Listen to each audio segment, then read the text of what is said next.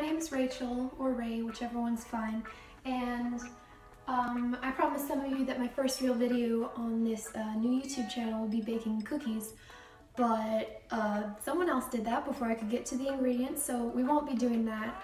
However, I will show you how to cut, peel, and prepare potatoes, which is a fairly common food, so it might be good to know how to do that. And so yeah, let's start. The first thing you want to do is always make sure that you have your utensils out and that your area is clean, because to me it's very stressful if I'm working in a messy kitchen. So peeler, knife, cutting board, and of course potatoes. The first thing you always want to do with potatoes is make sure they're washed, because they are of course roots and they grow on the ground, which means they have dirt on them, which I know dirt has some very good nutrients, but those are for plants and not really for humans. Sometimes if you leave your potatoes in the pantry for too long, they get mold on them. So after you rinse them, you're going to want to cut that off before you start peeling. Don't cut yourself, please. I do not want to be held responsible for that in any way.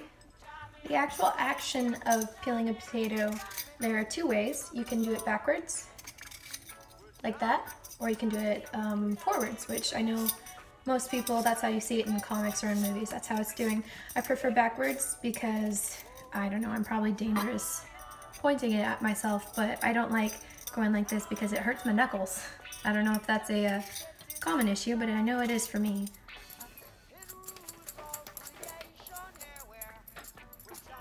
Again, with the rinsing the potato, it's kind of gross if you let the dirt stay on it. This one's the one with the mold. You chop that off and throw it away because that's nasty. One thing I forgot to mention, and this is probably something you know if you've grown up in the country like I have, you're gonna find roots on the potato. Just take those right off. If you leave them on there, they'll grow into more potatoes, and while we like potatoes, we don't want them growing in the pantry. Once you've finished peeling your potatoes and putting them in your container, you're going to want to clean up your mess, which is probably just the potato peels. If you do recycling or you have a burn pile, go ahead and put those in there. They're, you know, just vegetable peels, but they're good for gardening. Just put them in your garden or throw them away like I'm about to, because we don't do any of that. Next up is the actual cutting of the potatoes. Again, please be safe. Don't cut off your fingers. You're going to start at the end and work your way through, kind of making those even slices. It's okay if they're not even. It really depends on what you're cooking them for. There are different methods for cutting a potato depending on what you're making. Like if you are making French fries, instead of cutting this way, you would turn the potato and cut it down the middle and then go from there. Shapes are easy, so this part is also fairly easy.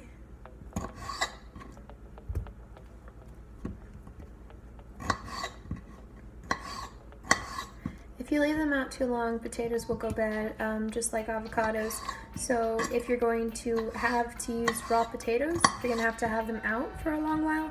Be sure to put them in water with some vegetable freshening stuff.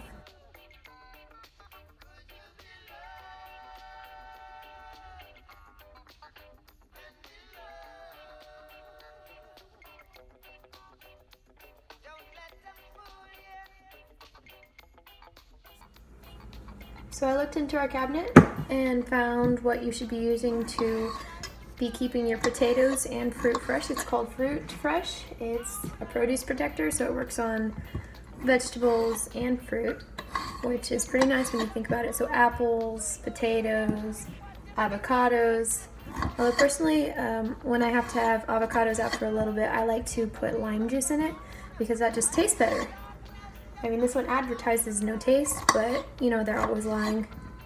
Alright, so at this point you should have a bowl of cut potatoes, whether they're in cubes or in the shape of French fries, or really whatever you need them for.